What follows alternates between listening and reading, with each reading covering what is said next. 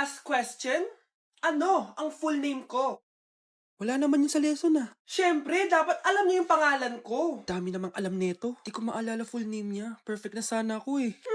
Kapag di niyo nasagutan yan, minus 10 kayo sa akin. Aba ma'am, paano naman malalaman yung full name mo? Eh di ka naman nagpakilala sa amin. Ano ka, sikat? Artista? Ang lakas mo mag-minus kapag di nasagutan yung full name mo? Sige nga, ano full name ko? Kapag di mo nasagutan, ma-minus ko yung sweldo mo. Tsaka magagamit ba namin yan kapag nagtrabaho na kami? Di naman, diba? Pakin namin sa full name mo. Okay, class. Last 5 minutes. Hirap naman nito. Be, ano sagot sa number 10? Huwag ka mong sa akin, Samantha. Mapapagalitan tayo kay ma'am. Damot mo naman. Ayaw mo akong pakopyahin Bilisan nyo, class. 1 minute na lang. Ma'am, nangangopya po si Scarlett sa akin, no? Apakasinungaling mo, Samantha. May nangangopya pala dito. Bagsak ka na sa akin, Scarlett. Apakasama talaga ng ugali mo, Samantha. Nay! O anak, anyari sa'yo? Binagsak ako ng teacher ko. Naniwala kasi siya kay Samantha na nangopya daw ako. Totoo ba yun, Scarlett? Hindi, Nay. Siya talaga yung nangopya sa akin. Walang iya yan ah. Humanda siya sa akin. Tara, anak. A few moments later. Ma'am, bakit niyo po kami pinatawag dito? Eh kasi yung anak mo, sinungaling. Siya naman talaga yung nangopya kay Scarlett eh. Hindi po totoo yan. Para malaman natin kung sino nagsasabi ng totoo sa inyong dalawa, mag-quiz na lang kayo ulit. Patay ako nito. Humanda ka ng mapahiya, Samantha. Okay, time's up. Pass your papers. Scarlett, naka-perfect ka. Yes! Talino talaga ng anak ko. Samantha, wala kang tamang sagot. Ikaw talaga ang totoong nangungopya. Nakakahiya ka, Samantha. Humanda ka sa akin sa bahay. Tara! Huwag po, Nay. Okay, class. Let's start. Scarlett? Sorry po, ma'am. Late po ako. Ay, bawal na pumasok kapag late. Doon ka sa labas. Hintayin mo matapos yung subject ko. Ma'am, pero... Labas! Pinahiya mo ko, 5 minutes nang late si ma'am. Sorry class, na late ako. Start na natin discussion ha. Ay hindi ma'am. Kapag na late na, bawal na pumasok. Aba, sino nagsabi sa'yo niyan? Ikaw po ma'am. Kapag kami nalilate, bawal, hindi na papapasukin. Pero kapag kayo, pwede, okay lang. Ang unfair. Classmates, mag-party tayo dahil hindi na magtuturo si ma'am. Scarlett! Scarlett! Ano, may sasabihin ka ba? Wala po, ma'am. Buti po nakadating pa rin po kayo kahit na late. Okay class, let's start.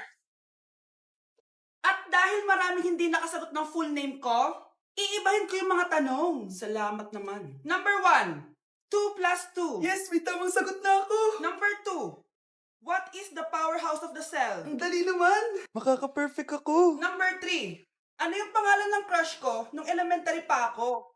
Ano na naman yan? Kung nakikinig talaga kayo, alam nyo kung sino yung crush ko. Aba ma'am, akala bang iibahin mo yung mga tanong? Bakit may mga ganyang tanong na naman? Malamang, para makasigurado ako na nakikinig talaga kayo. Wala namang may paki kung sino naging crush mo na elementary ka, ma'am. Wala namang may alam yan eh. Ma'am, alam ko po kasi yung crush nyo. Nakikinig po ako sa kwento mo. Buti pa si Michael, nakikinig. Di ka kaya ng iba dyan. Sige, perfect ka na, Michael. Yes! Makinig din kasi kayo sa kwento ni ma'am. Number 4, sino yung pinsan ng kapatid ng lola ko na sa ng mama ko na pamangkin na ate ko? Bagsak na naman ako! Bakit absent ka kahapon, Scarlett? Ma'am, nagkasakit po kasi ako. Nagkasakit? Tinatamad lang yan, ma'am. Papansin talaga tong si Samantha. Nasaan yung ebidensya mo na nagkasakit ka? Meron po akong excuse letter, ma'am. Ay, access letter lang? Nasaan yung medical certificate mo?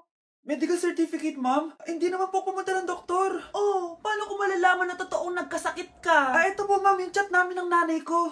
Ito po, ma'am, picture po ng thermometer na ginamit ko.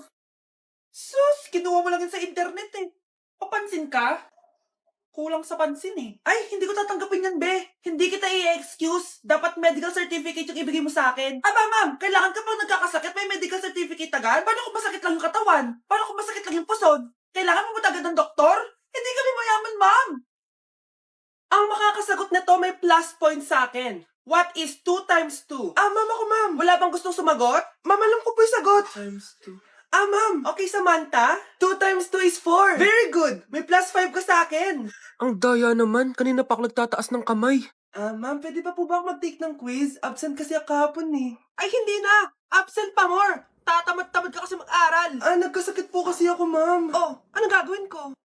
Ma'am, pwede ba ako mag-quiz kahit absent din ako kahapon? Oo naman. O ito, magsimula ka na. Thank you po, ma'am. Bakit siya pwede mag-quiz, ma'am? Bakit? May problema ka ba? Oo, may problema ako. Favoritism ka. Palagi na lang sa Samantha yung binibigyan mo ng chance. May galit ka ba sa akin, ma'am? Sabihin mo. Hindi ako galit sa'yo. Pero sa nanay mo, oo! Wag na wag mong dadamay yung anak ko sa problema mo sa akin. Nay, anong meron? Yang nanay mo, pabida. Dapat ako yung top 1 ng high school kami. Alam naman natin dalawa na deserve ko talaga maging top 1. Hindi kagaya mo, binabayaran yung school para tumaas ang grade. Totoo ba yun, Nay? Sinungaling ka! Mana ka naman pala sa nanay mo, Samantha! Nga pala, alam na ng principal yung pagiging favoritism mo. Good luck na lang sa'yo, ah. Okay, class! Welcome back! Oh, ba't parang di kayo masaya? Paano kami magiging masaya, ma'am? 10 activities yung gagawin namin. Alam nyo, puro kayo reklamo. Konti pa nga lang yan eh. By the way, may bago tayong gagawin. Sabihin niyo sa akin kung ano yung New Year's resolution nyo. Mag-umpisa tayo kay Kyle. Ako po, ma'am? Sige, ako. Ako ba si Kyle? Ang New Year's resolution ko ay mas gagalingan ko pa sa school. Very good. Okay, next, Scarlett. Ang New Year's resolution ko ay wag ka jowa. Last year ko pa wini-wish kaso hanggang ngayon wala pa rin akong jowa. Lu, paano ka magkakajowa? Lahat na lumalapit na lalaki sa'yo, nire-reject mo. Kala mo, ang ganda-ganda niya. Kung ikaw magiging jowa ko, wag na lang. Mamatay na lang ako. Tama na yan. Samantha, ikaw na. Ang New Year's resolution ko ay wala. Dahil sobrang perfect ko, no? Feeling naman neto. Ako kaya yung pinakamabait at pinakamaganda dito, no? Ang pinakamasamang ugali. Anong sabi mo? Totoo naman eh. Dapat ang New Year's resolution mo, ang maligo ka. Puro ka make-up, ang asim-asim mo naman. Ganon? Ang New Year's resolution mo dapat ay ang mag-toothbrush ka. Dahil ang baho ng hininga mo, lahat ng crush mo, nata-turn off sa'yo. Kumpara naman sa'yo, be. Itsurang pa lang, nata-turn off na sila. Walang iya ka? Manda ka sa akin pagkatapos nito. Ang New Year's resolution ko ay ang ibagsak kayong dalawa. Okay, class. Accepted sa exam ang may pinakamagandang spoken poetry. Ma'am, I volunteer. Wow, okay, Scarlett. Esophagus. Habang tayo'y kumakain sa pagkainan, hindi mawawala ang esophagus. Mananatili yan panghabang buhay. Dadaloy yan sa iyong sinapupunan. And I thank you. Magaling! Sinong gustong lumaban kay Scarlett? Ma'am, lalaban po ako. Okay, class. May lalaban pala kay Scarlett. Si Samantha. Pantog. Kapag tayo'y umiihi, syempre, kailangan hindi mo mapigilan ang iyong ihi, syempre, para iwas bato, para iwas sakit, syempre. May point siya. Kaya kung ayaw mo yun, umihi ka ng umihi, para yung pantog mo, hindi magka-aberya lang ganon. And I thank you. Okay, class, parehas silang magaling.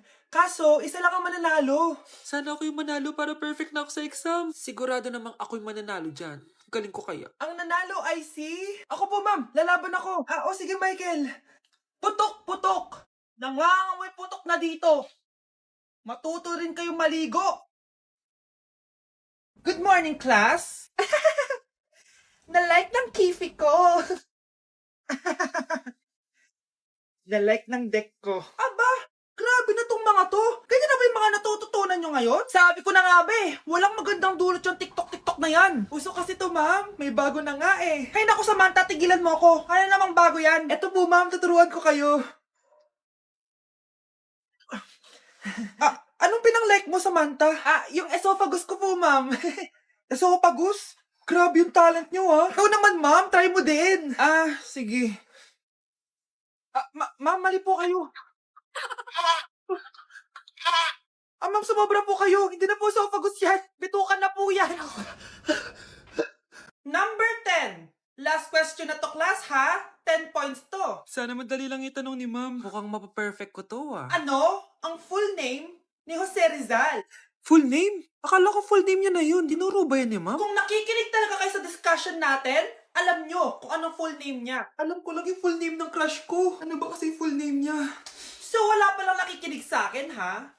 Sige, perfect sa exam ang makakasagot sa akin. Ma'am, alam ko po. Okay, Cheska, ang full name ni Jose Rizal ay Jose Protasio Rizal Mercado y Alonso Rialonda. Very good! Perfect ka na, ha? Yes, thank you, ma'am. Ma'am, bakit pa ba namin kailangan pag-aralan yung full name ni Rizal? Itatanong ba yun sa amin kapag mag-a-apply na kaming trabaho? Oo nga, ma'am. Parang di naman kailangan pag-aralan yan. Perfect na sana ako eh. Pinag-aaralan natin siya kasi marami siyang nagawa at naiambag sa bayan natin. Kayong dalawa, ano naiambag nyo? Di ba puro lang kayo reklamo at pabigat sa bahay?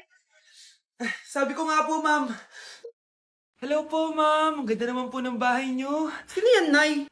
Hello po. Anak, ito nga pala si Bebang, bagong katulong natin dito.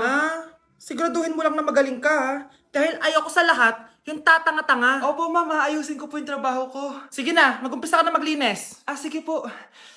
Di ko talaga gusto yung bago namin katulong dito. Nakakainis yung mukha niya. Ano yun? Ano ba yan? Unang araw pa lang dito, may nabasag ka na agad? Sorry po, ma'am. Tatanga-tanga kasi maglinis? Di mo ba alam na 1,000 pesos ang isa niyan? Linisin mo na yan! At wala ka sweldo na 3 araw, ha? Dahil wala ka naman pambayad niyan. Ganito nyo pala tinrato ang nanay ko. Humanda kayo. Bebang! Gawin mo nga ako ng kape. Ma'am. Ito na po yung kape nyo. Ano ba yan? Bakit malamig na to? Gusto mo tapon ko to sa mukha mo, ha? Sorry po, ma'am. Gawin mo ako ulit ng bago. Baka na pang magawa ko sa'yo. Sige po, gagawa na lang po ako ulit ng bago. Pakatanga. Ma'am, ito na po yung mainit nyo pong kape. Sa susunod, huwag kang tatanga-tanga kung ayaw mo mawala ng trabaho. Bebang! Kuhaan mo nga ako ng tubig dito. Ito po, ma'am, yung tubig nyo. Di ka na nga. Yung makita pagmumukha mo. Sakit ng tiyan ko!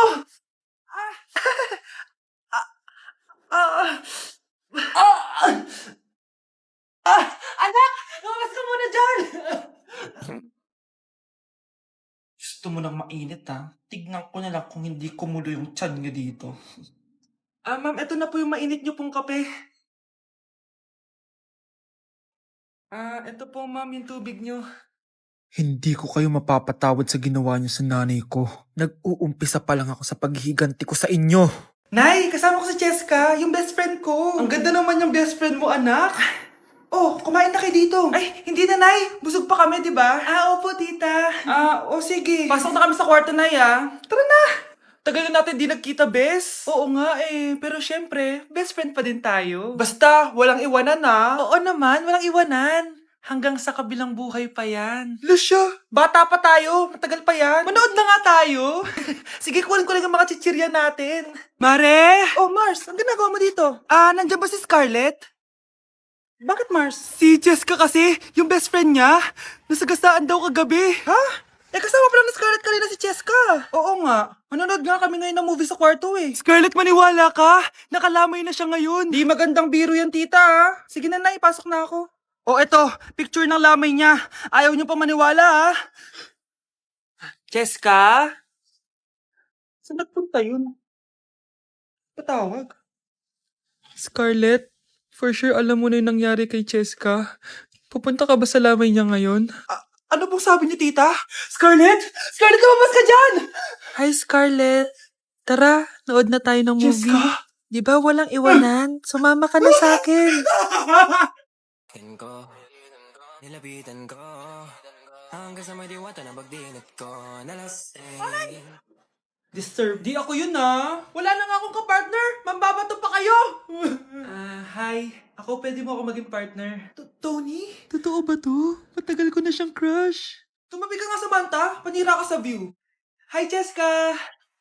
Hi. TikTok tayo, Jessica. Ako yung partner mo. Ako? Sure, sige. Tigan ko, nilapitan ko, hanggang sa may diwata na pagdinit ko, nalasing. Ayoko na mabuhay! Ang galing, katabi, kanabi. Be, boyfriend ko nga pala. Ang pogi, no? Hi, Scarlett. Pogi ba yan? Mukhang talampakan. Oo, be. May itsura siya. Diba? Mukhang Korean. Be, ang ganda ng makeup ko, no? Slay, diba? Slay ba yan? Mukhang pampatay yung makeup. Oo, be. Slay! Diba? Pwede na ako maging makeup artist. Makeup artist ng mga patay. Akin ka na lang. Ganda ng boses ko, no? Oo, be. Ang lamig ng boses mo. Ano kaya maganda i-cover next? Siguro cover your mouth na lang. Scarlett, okay ka lang? Akala mo ang pogi ng boyfriend mo? Ang pangit niya! Mukha siyang ingrown! Wala kang taste! At ikaw naman, akala mo slay ang makeup mo? Hindi! Mukha kang ililibig! Alam ko na kung ano next na i-cover mo. Yang bibig mo! Di ka naman marunong kumanta! Ang baho pa ng hininga mo! Grabe ka naman! Sorry guys, hindi ko mapigilan di man lait.